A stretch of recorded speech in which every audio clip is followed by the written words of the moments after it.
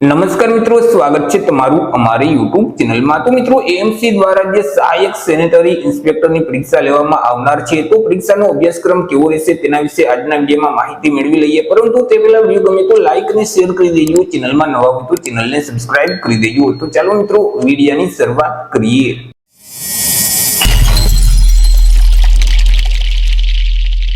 તો મિત્રો, એએમસી એટલે કે અમદાવાદ મહાનગરપાલિકા દ્વારા જે સહાયક સેનેટરી ઇન્સ્પેક્ટરની ભરતી જાહેર કરવામાં આવેલી હતી, તો તેમાં જે ઉમેદવારનું સિલેક્શન છે તે એક સ્પર્ધાત્મક પરીક્ષાના માધ્યમથી કરવામાં આવશે।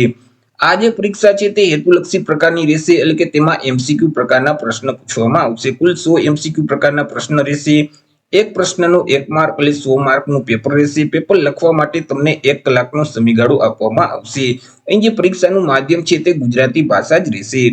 વાત કરી લઈએ મિત્રો, કયા ટોપિકમાંથી કુલ કેટલા માર્કનું પૂછવામાં આવશે, તો અહીં મિત્રો ભારત, ગુજરાત અને ખાસ કરી અમદાવાદ શહેરને લગતું જે સામાન્ય જ્ઞાન છે, જનરલ નોલેજ છે, તેમજ મિત્રો રાષ્ટ્રીય અને આંતરરાષ્ટ્રીયના રોજેરોજના બનાવો છે કે જેને આપણે વર્તમાન પ્રવાહ કહીએ છીએ, તો તેને લગતા કુલ 15 પ્રશ્ન પૂછવામાં આવશે કે જેમના 15 માર્ક રહેશે। તે સિવાય ગુજરાતી અને ઇંગ્લિશ ગ્રામર સહિત અને કોમ્પ્યુટર સહિતના જે પ્રશ્ન છે તેવા પણ 15 પ્રશ્ન પૂછવામાં આવશે કે જેમના 15 માર્ક રહેશે।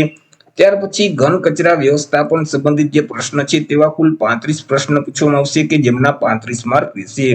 તેના ટોપિકની વાત કરીએ તો ઘન કચરા વ્યવસ્થાપન નિયમ 2016 છે, પ્લાસ્ટિક કચરા અધિનિયમ 2016 છે, ત્યાર પછી ગુજરાત પ્રાંતીય મ્યુનિસિપલ કોર્પોરેશન અધિનિયમ 1949 છે, અમદાવાદ જાહેર આરોગ્ય પેટા નિયમો 2012 છે, સ્વચ્છ ભારત મિશન 1 અને સ્વચ્છ ભારત મિશન 2 છે, બાયોમેડિકલ વેસ્ટ મેનેજમેન્ટ છે, હાઉસિંગ અને વેન્ટિલેશન છે, પાણી અને પાણીનું શુદ્ધિકરણ છે, મળમૂત્ર અને ગટરનો નિકાલ છે, તેમજ જે સામાજિક મેળાવડા થતા હોય, શિબિરો થતી હોય, અલગ અલગ તહેવારો ઉજવાતા હોય તો ત્યાંની જે સ્વચ્છતા છે તેને લગતા પ્રશ્ન છે, હવા, પાણી વગેરેના પ્રદૂષણને લગતા પ્રશ્ન છે।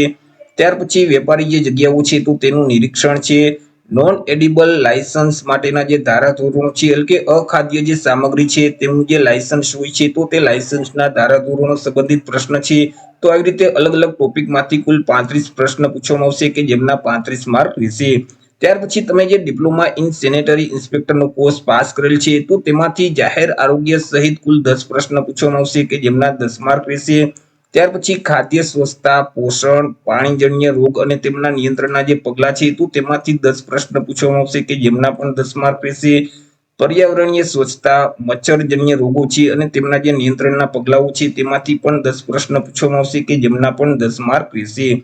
ત્યાર પછી અલગ અલગ જે કાર્યક્રમો થતા હોય છે જેમ કે માતૃત્વ આરોગ્ય, બાળ આરોગ્ય, રસીકરણ, કુટુંબ નિયોજન, માનસિક સ્વાસ્થ્ય, તેવા અલગ અલગ જે રાષ્ટ્રીય આરોગ્ય લક્ષી કાર્યક્રમો છે તેમજ આરોગ્ય લક્ષી અલગ અલગ વિવિધ જે સરકારી યોજનાઓ છે તો તેમાંથી કુલ 5 પ્રશ્ન પૂછવામાં આવશે કે જેમના 5 માર્ક રહેશે। તો આવી રીતે કુલ 100 એમસીક્યુ પ્રકારના પ્રશ્ન પૂછવામાં આવશે। એક પ્રશ્નનો 1 માર્ક એટલે 100 માર્કનું પેપર રહેશે અને પેપર લખવા માટે તમને 1 કલાકનો સમયગાળો આપવામાં આવશે। તો આવી રીતે મિત્રો જે એએમસી એટલે કે અમદાવાદ મહાનગરપાલિકા દ્વારા જે સહાયક સેનેટરી ઇન્સ્પેક્ટરની પરીક્ષા લેવામાં આવનાર છે તો તેનો અભ્યાસક્રમ કંઈક આ મુજબનો રહેશે। તો આશા રાખું છું વિડીયો પસંદ પડ્યો હશે। વિડીયો પસંદ પડ્યો હોય તો લાઈક અને શેર કરી દેજો, ચેનલમાં નવા હોય તો ચેનલને સબસ્ક્રાઇબ કરી દેજો। ફરી મળીશું એક નવા ટોપિક સાથે એક નવા વિડીયોમાં। ત્યાર સુધી જય હિન્દ, વંદે માતરમ।